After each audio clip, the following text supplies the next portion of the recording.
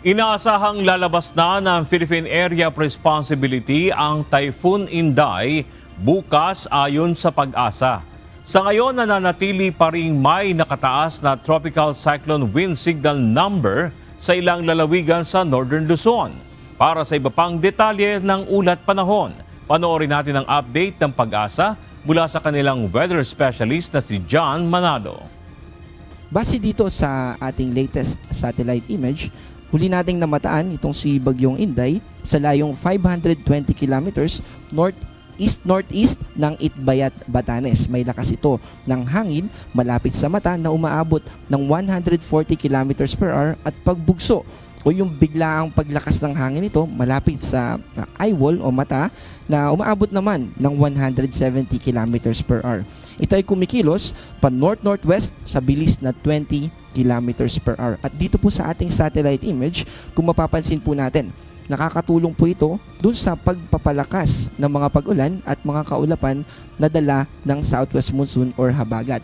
Dahil counterclockwise po yung ikot nitong si Bagyong Inday, humihila po siya ng hangin na nanggagaling dito sa southwest ng ating bansa. At ito rin po yung tumutulong kaya mas maraming kaulapan at mas matalakas yung mga pag-ulan na nararanasan ng ating mga kababayan na nakatira particularly sa kanlurang bahagi ng ating bansa.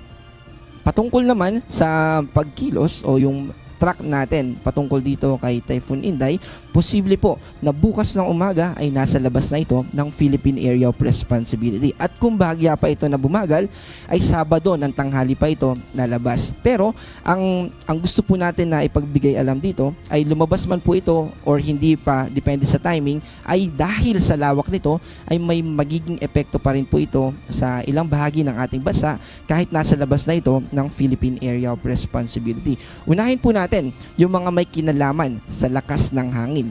Signal number 2 pa rin po dito sa Batanes, ganun din sa eastern portion ng Babuyan Islands at northeastern portion ng mainland Cagayan. Ito po yung mga nakadilaw at yung mga naka-blue naman po, ito yung mga nakataas sa signal number 1. Wala po itong pinagkaiba specifically dun sa nirelease natin na weather advisory kaninang 11 AM, pero gusto po natin na bigyan ng idea yung mga kababayan natin kapag signal number 2 po, yung lakas ng hangin na nire-represent po nito ay umaabot ng 62 to 88 kilometers per hour. Ito po yung habang nakasakay tayo sa sasakyan at maluwag yung kalsada o mabilis yung daloy ng trafiko, ito po yung bilis. Imagine natin yung sasakyan na yun ay gagawin nating hangin at ganun kalakas yung hangin na tatama sa ating mga bintana, ayun po yung nire-represent ng signal number 2. Itong signal number 1 naman ay kapag banayad po tayo na nagmomotor around 39 hanggang 61 kilometers per hour, ganun naman po kalakas yung hangin na associated dito sa signal number 1. Bukod po dun sa mga may nakataas na signal number 1 at 2, meron naman po mga pagbugso ng hangin o yung panandaliang paglakas ng hangin sa ilang bahagi ng ating bansa. Actually, today hanggang bukas, malaking bahagi po ng ating bansa ay posibleng makaranas ng pagbugso ng hangin na to na mainly ay dala ng hanging habagat at bahagyang may influence din po tulad ng binanggit natin itong si Bagyong Inday.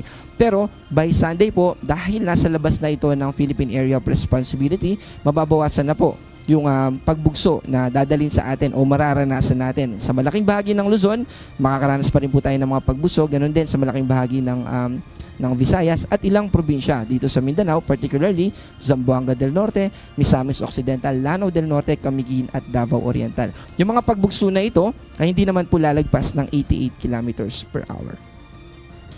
Ngayon tapos na po tayo dun sa mga babala patungkol sa lakas ng hangin. Ngayon naman pupunta po tayo dito sa ating weather advisory o yung ating forecast na rainfall amount for the next 24 hours. Simula po ngayong 5 PM hanggang bukas ng 5 PM, Sabado bukas. At yung mga naka-orange po, ang nire-represent po niyan ay 100 to 200 millimeters na dami ng ulan for the next 24 hours. At ang ibig pong sabihin niyan ay multiple floodings o kalat-kalat na mga pagbaha yung posible dun sa isang probinsya na kung saan ito ay taas sa orange. At yung mga nakadilaw naman po, ito yung 50 hanggang 100 millimeters. Ang madadala naman po nito ay yung mga localized flooding. So yung mga konting ulan ay binabaha agad, asahan po natin na makakaranas tayo ng mga pagbaha dun sa mga nakadilaw. Kasama po dito yung Metro Manila. Yung mga naka-gray naman po, ay hindi po ibig sabihin ay hindi na tayo makakaranas ng mga pag-ulan. Posible pa rin po na umulan, pero hindi lang po kasing lakas ng mga nakataas sa yellow and orange. By the way, kasama rin po sa yellow itong Batanes province. Nadala naman nung extension ng kaulapan na associated directly dito kay Bagyong Inday. So simula naman po bukas ng 5 p.m. hanggang sa Sunday ng afternoon ng 5 p.m. ay magkakaroon lang po ng shift yung mga pag-ulan natin. Mawawala na po yung ilang probinsya o yung yellow warning sa ilang probinsya ng Mindanao at mababawasan din po, matatanggal din yung Negros Oriental. At bahagya po na mag-shift. Imbis na hanggang Zambales at Pampanga lang po yung taas natin sa weather advisory, kasama na po ngayon yung Tarlac, Pangasinan, Benguet at La Union. Habang paakyat pa po ng paakyat itong si Bagyong Inday.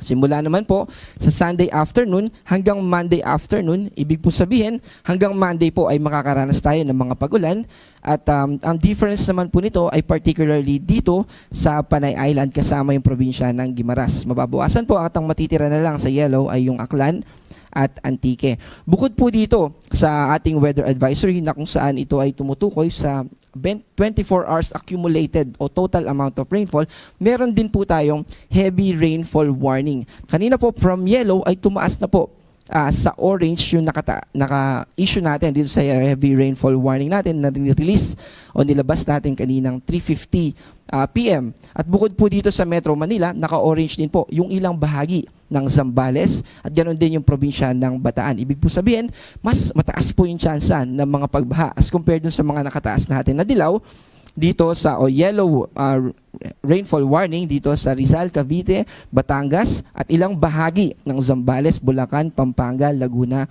at Quezon. Yung mga nakakulay na dark blue, ito naman po yung mga nakakaranas sa kasalukuyan nung inisyo po itong ating heavy rainfall warning ng mga pag-ulan. At yung mga light blue naman po, sa susunod na 2 to 3 hours, sila naman po yung makakaranas pa lamang ng mga pag-ulan. Yes po, ito po yung para sa NCR-PRSD at para naman po sa ibang bahagi pa ng ating bansa, pwede po natin bisitahin yung panahon.gov.ph or i-download po natin yung application na nirelease po ng DOST Pag-asa. Ganito po yung icon. Available po ito pareho sa Android at iOS.